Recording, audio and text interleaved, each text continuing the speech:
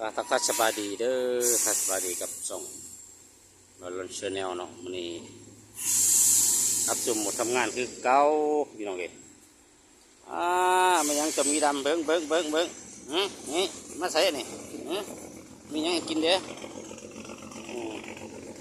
บรรยากาศจูหน้าด้านแดดระบาวเนาะแต่มานั่งลบแดดอากาศมันร้อนเนี่ยมาเศร้าก็พอเศร้าเลยทุกคนเลย10 โมงยังเลยมีน้ำนวดทำหนักเสียงสะท้านวันไว้ดูนะโอ้โหโคตรโผภาพบรรยากาศอยู่บ้านเดนสวรรค์เนาะหรือว่าเดนลาวบ่าวคนหนึ่งเขามาถามก็บอกหลุดไอ้น้องมาแต่ซาเดนเบียดเนาะแต่อีกนึงก็มาถามเอาเอกสารใบโนดกาเซปปิ้งสาวเซปปิ้งมาส่งไปที่เรียบร้อยแล้วเขาก็เลยได้ภาพบรรยากาศในการรอคอยเนาะก็เลยเก็บบรรยากาศมาฝากทุกคนจุดนี้กับจุดออกสู่ด่านหรือออกสู่ประตูเวียดนามเนาะไปทางนี้แต่ในช่วงนี้ก็ยังเป็นฝั่งด่านหลังฝั่งลาวอยู่ถ้าจะตรงย่างไปพุ่งประตูเวียดนามการทำงานคือเก่าหลังจากที่เมื่อบ้านเมื่อยามครบครัวเนาะเวลาอยู่4-5 วันนี้แหละครับสู่หมวดเดิมคือเก่าเนาะทำการทำงานคือเก่าสาวเวียดครับสาวเวียดเป็นสาวลาวทุกคน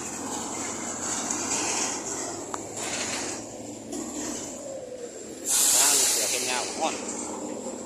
ยิ่งแหวเด็กได้เลย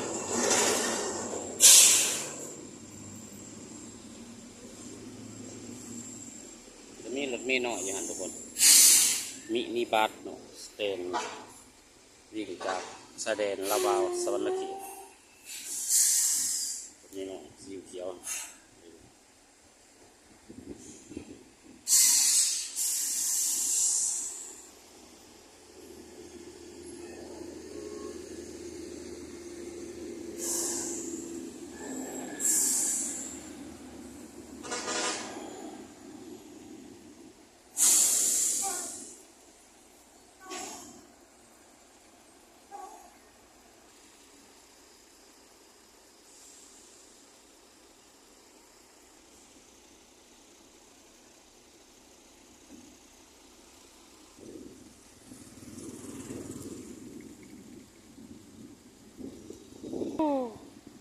ความสามารถล้วนๆทุกคนเลยกันทำมาสิบล่มหมดเลย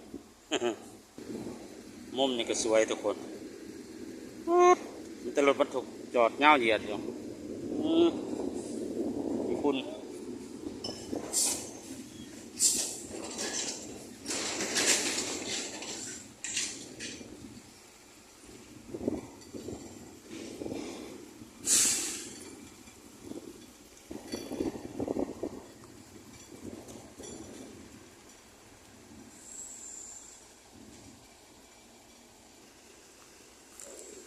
จุดนี้จะมีร้านอาหารเนาะเป็นร้านอาหารตามสั่งอาจจะเป็นร้านอาหารเวียดจะมีเมนูอาหารเวียดอาหารลาวก็จะมีกันละวะเนาะผมลมเดินดีแบบนี่แต่ภาษาเวียดเขาอ่านเป็นเด้อก่อนอ่านบ่ออกซ้ำแล้ว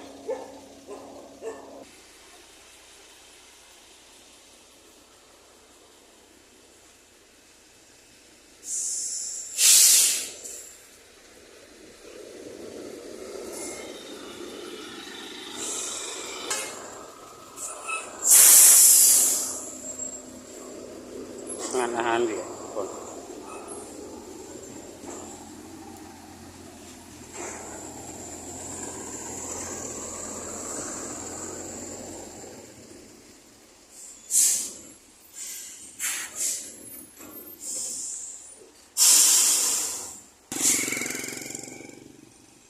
ไล่สดไล่มุมทุกคนเดี๋ยวมาเก็บมุมอีกมุมหนึ่ง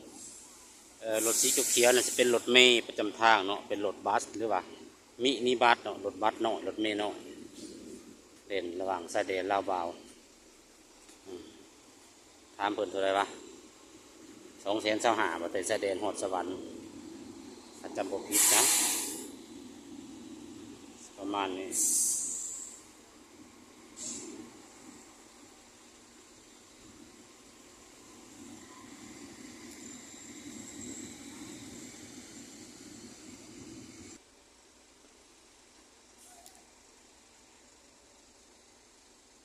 เลี้ยวไปพอจะเป็นฝั่งต่อหม้อฝั่งล่าวเนาะถ้าขามไปพุ่นก็สิไปเวียดบ้าน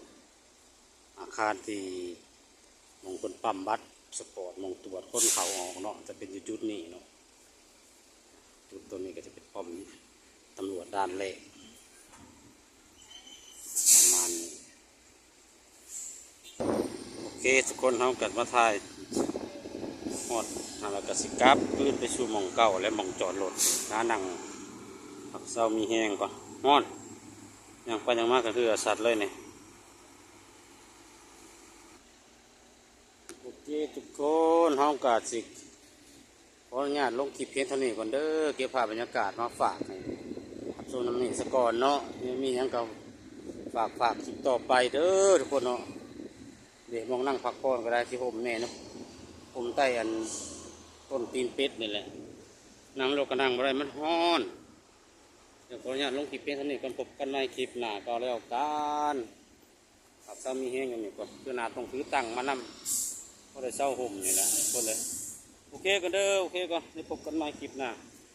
คลิปนี้ก็บ่มีหยังหลายเนาะถ่ายสุดท้ายก็เก็บมุมตัวนี้แหละนี่มันบักยาวๆคือรางรถไฟเนี่ยโอเคทุกคนพบกันในคลิปหน้าเด้อ